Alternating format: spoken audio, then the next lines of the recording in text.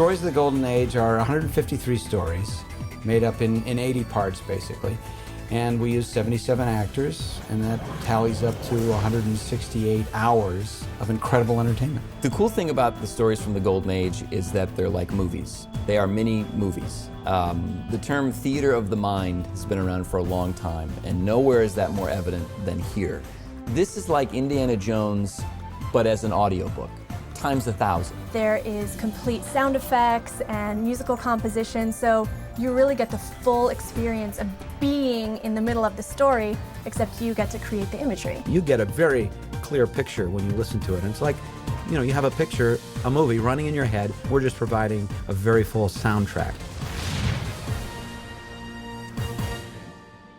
In this day and age when we're watching big blockbuster films like Indiana Jones and The Mummy and the Pirates of the Caribbean, all these great adventure films, it's a very straight line back to the stories from the Pulp Fiction era. These are huge adventures, they're all over the world, there's romance, there's drama, there's intrigue. The content and the character are powerful, and they grab you and they pull you in. You've got Western, you've got sci-fi, pure adventure, mystery, thriller. Every time I was thrown a new script, I was thrown a new challenge. I was suddenly playing in a circus drama, and then the next one was an aerial spy drama, and another one was a hard-boiled detective story. The one thing that's very clear about L. Ron Hubbard when you read the stories from the Golden Age and when you listen to these audiobooks, you're going to discover that there's no way that this guy wasn't there. He was there. The detail is so remarkable. You realize, I bet he flew one of these planes. You know, he knows what has to be pulled so that the escape hatch goes, or what the engine sounds like. His language, his eye for detail, and the minutiae of the worlds that he creates makes everything a rich experience that teaches you something at the same time that you're being thrilled by it. And it really puts you in the action because he experienced it. We were able to attract to this project, the stories from the Golden Age, a wide variety of really terrifically talented people. Voice actors from theater, animation, television, movies. Just a terrific bunch of people that all had one thing in common. They wanted to bring these stories to life, and they wanted to give their utmost. Voice acting is very different from on-screen acting because when you're an on-screen actor, obviously everything's very visual. You have to, you look like the hero or you look like the villain. They all have a certain type of look. When you're doing voiceover acting, you don't have to look like anything. You have to create these characters with your voice. My orders is that we get this to Shunkeen on Saturday. We got to average 50 miles a day. 50 miles a day? Hell, Sarge, we can't hoof it that fast. Not with this damned thing dragging me down like a sea anchor. It just ain't human, that's what. Who said anything about anybody being human? When I go into the recording booth, I have to, say, all right, sweetheart, come on, let's get in this airplane, we gotta go somewhere. Or, hey, oh gee, I can't believe it. Well, that's the problem there, you see. You gotta fix the rudder of the airplane. and I'm a spy for the Germans. But in any one of these stories, you could play 5 or 6 characters.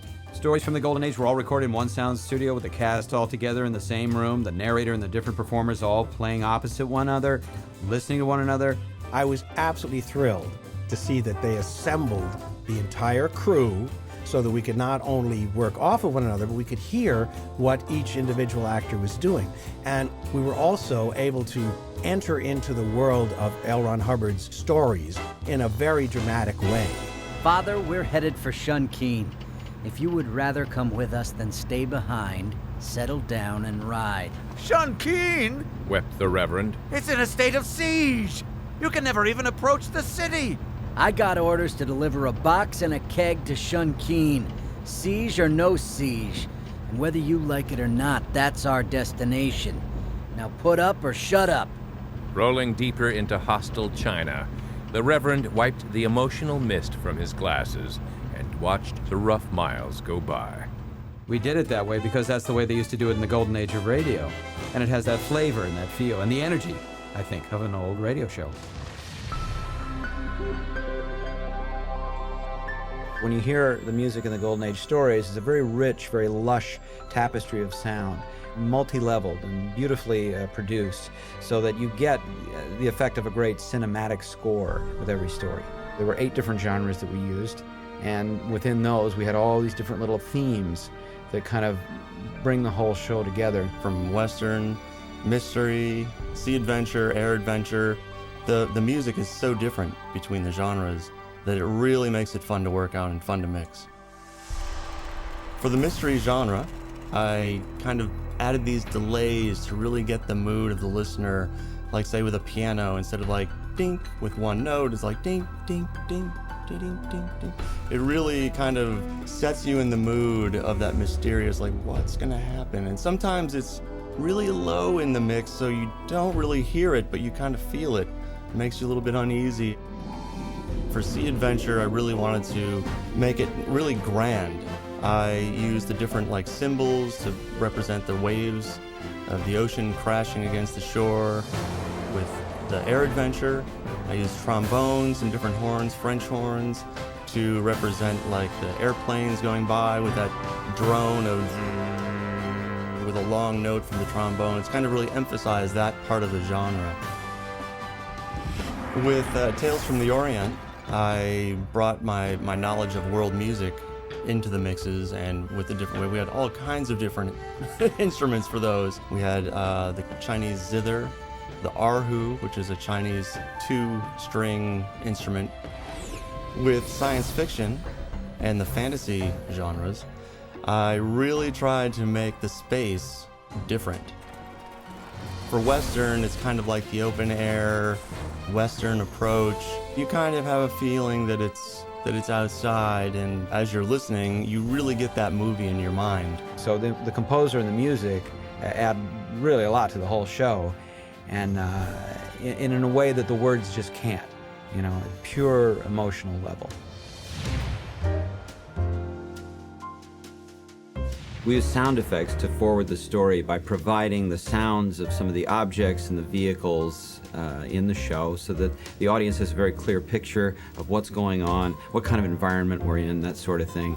So the way we do this is we record all the actors first. That's the first step. That's the narrator and all the characters, and we edit that all together. So that's our dialogue. And then that goes into the next step, which is the ambience. The sound effects department will create the ambience of the western town, if that's where we are, or the jungle, or on the pirate ship. To put the listener in these areas, there's some particular sounds. For instance, when we go into a jungle, there's sounds of various insects and birds. There could be a stream.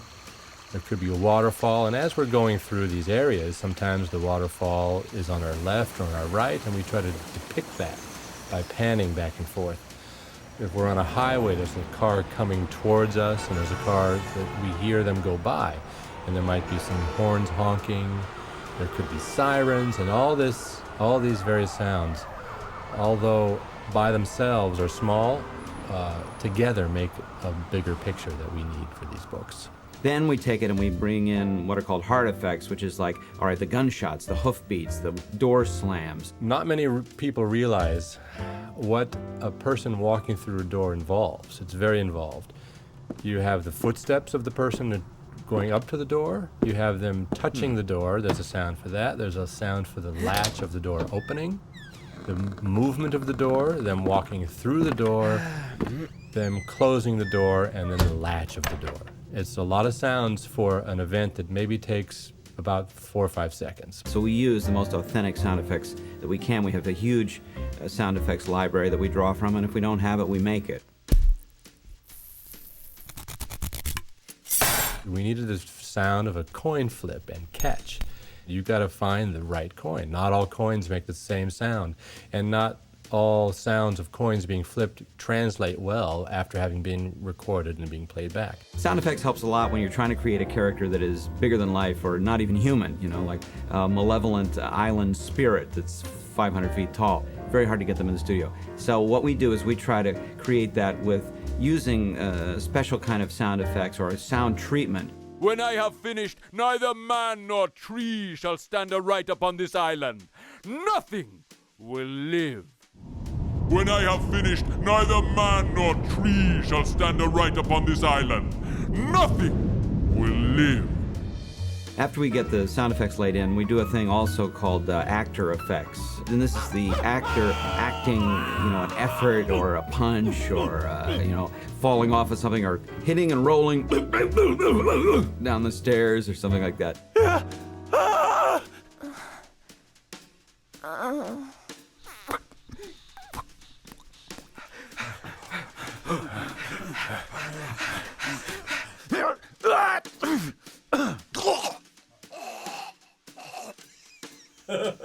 Medic! And it's fun to direct those, and I think fun for actors to do them. We had a great team working on these Pulp stories. It's one of those special projects where everybody, every department, was trying their very best. And that's the hallmark of great classic works of film and theater and everything, is that you can tell the little extra bit has been put into everything. When I heard the finished work, I was blown away. I was enormously impressed at all of the cinematic audio techniques that were used to create this movie in the mind. I think what we're doing here is going back to the roots of entertainment. That's why it's very special for me, because it's what I grew up with, it's what influenced me and influenced a lot of people that work in the business today. These are incredible stories, and they're more than just adventure. They're more than just a really rollicking fun time, which they are. Broad characters and crazy suspense and all this stuff, but there's this through line going through it of decency. And it's a loaded word, but I'll say morality, and I just mean by that, people are worth, supporting and helping, that's all. And that runs through all these stories. It's a side benefit, it's a little extra thing you threw in, along with all the excitement, fun, gunshots, grizzly bear attacks, pirates.